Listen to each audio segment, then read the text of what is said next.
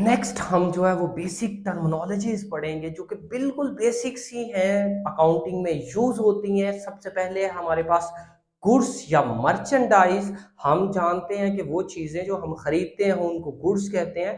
Accounting में हर वो चीज जो हम इस नीयत से खरीदते हैं या बनाते हैं कि उसको आगे हमने सेल करना है, that is known as goods और मर्चेंडाइज। क्या है? Anything bought for resale purposes is called goods merchandise. Next है हमारे पास परचेजेस और उसकी टाइप्स। अभी हमने गुड्स या मर्चेंडाइज देखा था, तो परचेजेस क्या है? जब वो चीजें जो हमने सेल करनी है, when goods saleable goods are bought, तो उनको हम क्या बोलते हैं? परचेजेस बोलते हैं बिजनेस की लैंग्वेज में। अब वो दो तरह की हो सकती हैं और ये तो बहुत ही सिंपल है। हम नगद भी चीजें खरीद सकते हैं और उधार भी खरीद सकते हैं। नगद खरीदें तो उसको कहते हैं कैश परचेजेस। क्या है? When goods bought and payment is made on the same time, it is called cash purchases. और क्रेडिट परचेज क्या है? जब हम चीजें खरीद लें और पेमेंट बाद में करनी है, वो क्या कहता है? when goods bought and payment is to be made on some future date, it is called purchases on account भी इसको कहते हैं और क्रेडिट परचेजेस भी कहते हैं। नेक्स्ट है हमारे पास परचेज रिटर्न या रिटर्न इन आउटवर्ड। परचेज चीजें जो खरीदी थी और रिटर्न उनको वापस कर दें, मतलब वो चीजें जो हमने खरीदी हैं उनको किसी भी वजह से वापस कर दें, तो that is known as purchase return या रिटर्न आउटवर्ड। वो क्या कहता है? If purchase goods return to supplier due to any reason, due to some reasons, that is known as purchase return या return outward। नेक्स्ट है हमारे पास sales return. क्या होता है? जैसे कि हमने परचेज रिटर्न पढ़ा था, बिल्कुल वैसे ही सेल्स रिटर्न है। जब हमने वो चीजें जो सेल की हैं किसी वजह से वो हमारे पास कस्टमर वापस कर जाता है, that is known as sales return. क्या वो कहता है? When sold goods returned by customers due to specific reasons is called sales return, या इसको रिटर्न इनवर्ड भी कहते हैं। कई दफा स्टूडेंट्स जो है वो इनवर्ड और आउटवर्ड में कंफ्यूज हो जाते हैं। आउटवर्ड हमने कहा था परचेज रिटर्न और इनवर्ड हमने कहा है sales return.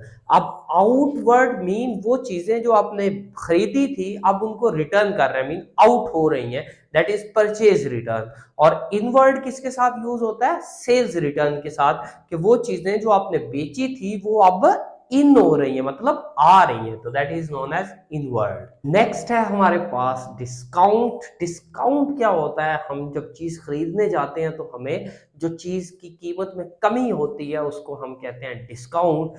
Same meaning accounting में भी है कि जब बायर सेलर बायर को चीज की प्राइस में कुछ कमी करता है तो उसको हम डिस्काउंट कहते हैं। क्या है? कंसेशन, कमी को ही बोलते हैं, रायत को बोलते हैं। Given by seller to buyer is called discount. For seller it is called sales discount and for buyer it is called purchase discount। Next हमारे पास डिस्काउंट के दो टाइप्स हैं। वो कौन कौन सी टाइप्स हैं? एक है हमारे पास ट्रेड डिस्काउंट और second one is cash discount. Trade discount क्या होता है? हम चीज लेने जाते हैं और चीज के ऊपर फॉर एग्जांपल 100 रुपीज अगर प्राइस लिखी हुई है तो साथ में लिखा होता है डिस्काउंट जो है वो 10% है। ये जो 10% डिस्काउंट है that is known as trade discount. मतलब वो चीज हमें कितने की मिलेगी? 90 की मिलेगी, 10 रुपीज हमें कंसेशन होगा। वो क्या कहता है? Concession given by seller to buyer at the list price of goods, यानी कि वो चीजों की जो प्राइस उसके ऊपर लिखी होती है चीज के, उस पे जो डिस्काउंट मिलता है that is known as trade discount. For example आप बाटा पे गए चीज लेने, शूज ले रहे हैं, 3000 लिखा हुआ है लेकिन उस पे 10% डिस्काउंट लिखा हुआ है, तो उसमें से 300 जो है वो लेस करके वो कहता है 2700 के आपको मिलेंगे, तो that is known as trade discount.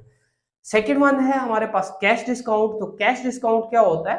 Cash जब आपने पे करना है तब जो डिस्काउंट मिलता है that is known as cash discount. क्या कहता है? Concession given by seller to buyer at the time of payment. जब आप पेमेंट रिसीव करते हैं या पे करते हैं उस टाइम डिस्काउंट देते हैं या लेते हैं तो उसको हम जो है वो कैश डिस्काउंट बोलते हैं। नॉर्मली हमारी कंडीशन होती है 2 10 नेट 13, इट्स मीन बिजनेस में ये बहुत ज्यादा यूज होता है, आगे चल के ट्रांजेक्शन्स करते हुए हमें भी इसकी जरूरत पड़ेगी। तो इसका मतलब ये है कि अगर आप 10 डेज के अंदर अंदर पे करेंगे तो you will get 2% discount, 10 days में पे करेंगे। अदरवाइज आपको 30 डेज में net amount mean total amount pay करनी है, तो that is known as cash discount.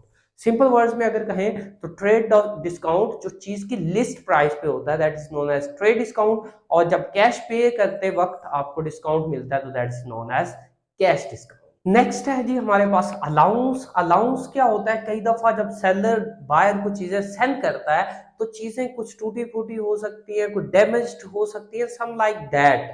तो जो सेलर है उसकी कोशिश होती है कि वो चीजें बायर परचेज कर ले, और बायर कहता है नहीं जी इसमें तो फॉल्ट है, मैं इनको नहीं खरीद सकता।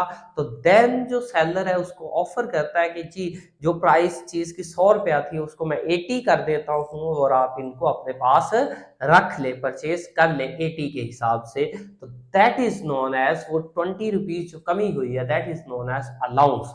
क्या वो कहता है some time there is minor defect, कुछ ना कुछ खामी होती है माइनर सी in goods, and seller may agree to reduce the price of the goods, is it is called allowance. Next है हमारे पास अकाउंट रिसीवेबल या डेटर्स, या दूसरे नंबर पे क्रेडिटर्स और अकाउंट पेएबल। सबसे पहले देखते हैं डेटर्स या अकाउंट रिसीवेबल। हमने अभी बात की थी कि गुड्स हम नगद भी सेल कर सकते हैं, उधार भी। उधार सेल करें तो लोगों से पैसे लेने होते हैं, और जिनसे पैसे लेने हो उनको हम डेटर्स या अकाउंट रिसीवेबल बोलते हैं। क्या वो कहता है person to whom goods have been sold on credit basis और अमाउंट इज ड्यू, मतलब receivable, that is known as debtors और अकाउंट रिसीवेबल।